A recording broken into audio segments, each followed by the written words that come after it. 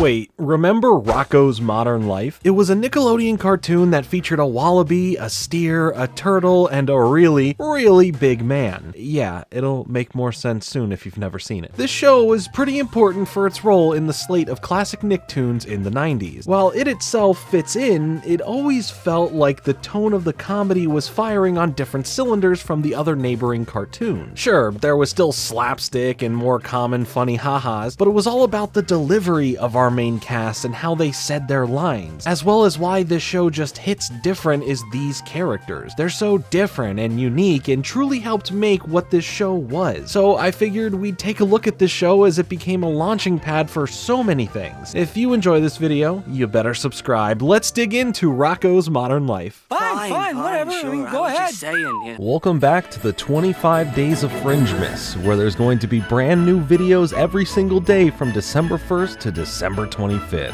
Hop aboard.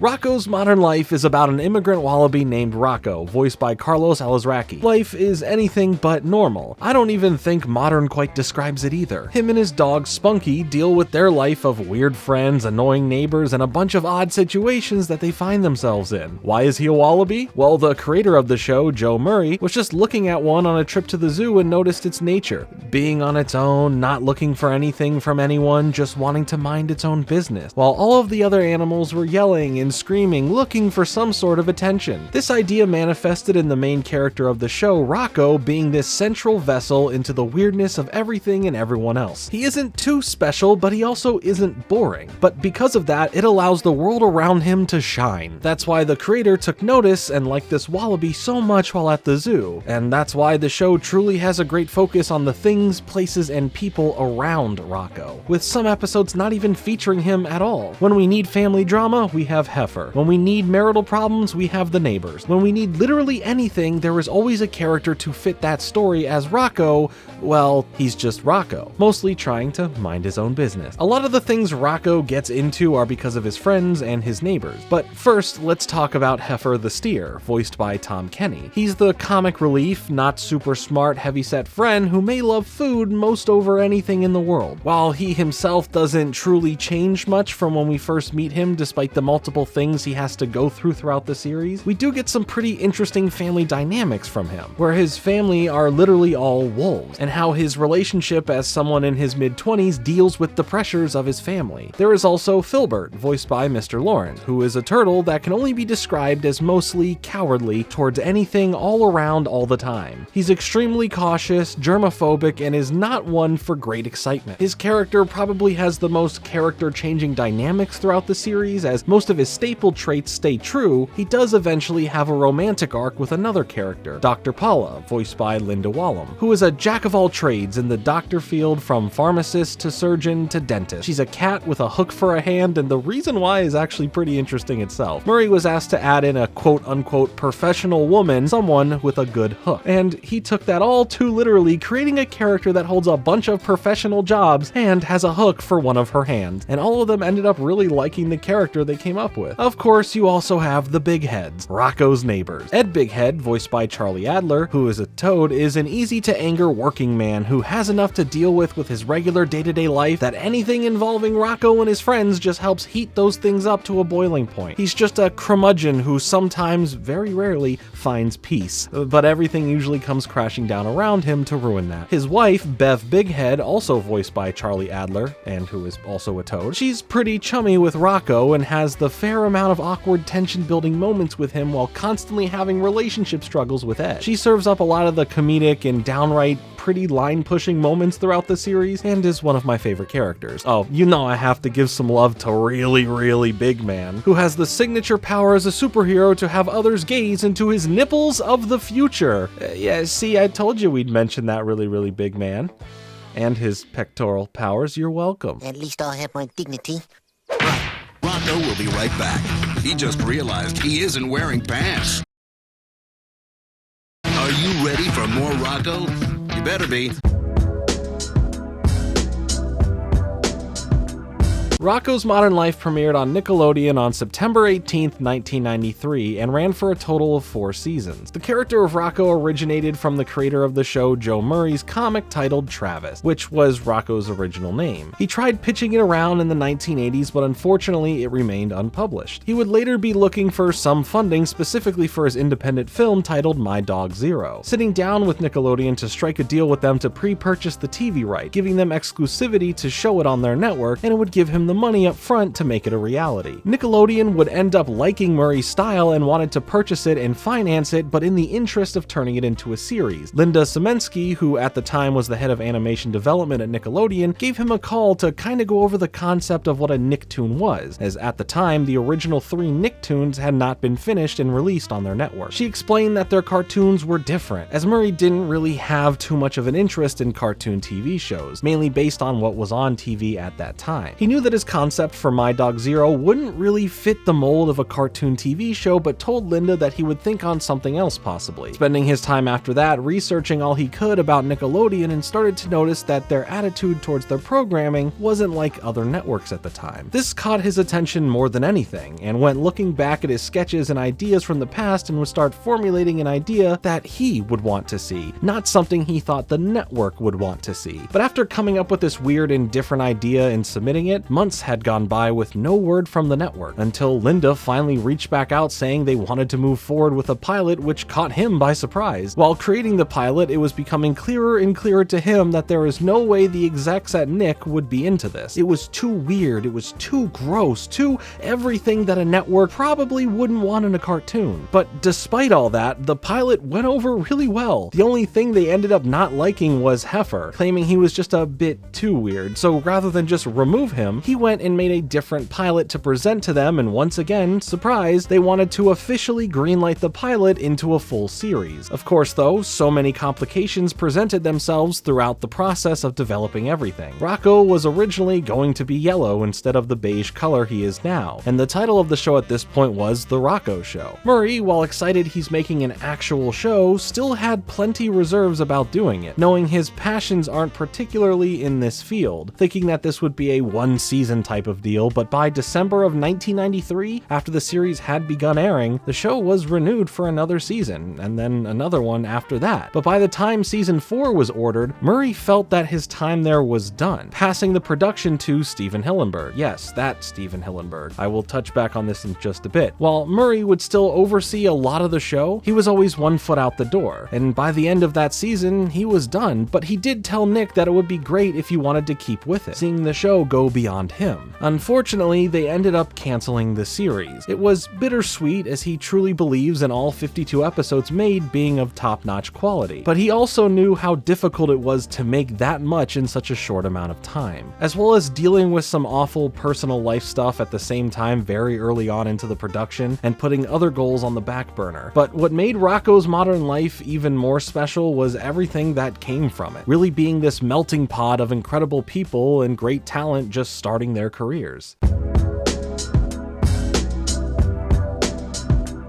I mentioned moments ago that Stephen Hillenburg was part of the process for making this show a reality, eventually taking charge for its final season. I have a video that goes a bit more in depth from the perspective of Hillenburg coming out later this month, but on this production is where he was making the connections and building the ideas for what would become SpongeBob SquarePants. Both Tom Kenny and Mr. Lawrence were working their first voice roles for Rocko, and hit things off well with Hillenburg, playing a huge part in developing certain characters that would go on to be SpongeBob for Tom Kenny and then Plankton for Mr. Lawrence. These connections made here were crucial in the early development for SpongeBob. In addition to that, both Tom Kenny and Carlos Alazraqui would also both end up voicing Spyro the Dragon, with Carlos voicing him in the first game and Tom Kenny doing the voice for the second and third for the original trilogy, and has went on to voice him in a couple other iterations, including the Reignited trilogy remakes. But also several other well-known shows and people who worked on those shows all stem from Rocko's Modern Modern Life as well. While Joe may not have always wanted to get into this field, the workplace he was able to curate with the people involved turned into the catalyst of so many great ventures beyond it. Thanks to this show, Rocko's Modern Life, something as crazy as SpongeBob never being the way that it is or a thing at all may not have been possible without it. And I think something that Murray can take away from all this is that his creative endeavors helped facilitate other future endeavors, which is pretty amazing and something that he should be proud of. He would eventually come back to the world of animation with his show Camp Lazlo, and in the end of that series we get a cheeky little surprise visit from Heifer. I made a video all about that if you want to learn more, but beyond this, he would eventually be brought back into the world of Rocko thanks to Nickelodeon's interest in some of their legacy media and wanting to develop a few movie continuations that would premiere on Netflix. One of them being Rocko's Modern Life Static Cling, which would come out in 2019. It was a 45-minute special rather than a movie, but it truly felt that everything that made the original series special was still here. It was a solid, fun adventure bringing the show into modern times. And gotta make sure the branding stays accurate, right? It would be more of what made Rocko's Modern Life so good, and for fans of the original show, it brought this sense of nostalgia in just the fact that over 2 decades later, this show was still as good as you remember. These characters are just as fun as you remember. Truly, it was a treat to even get something like this made.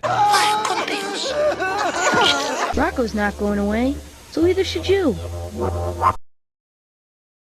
It's that twisted tune, Rocko's Modern Life, on the channel that's home of the Nicktoons, Nickelodeon.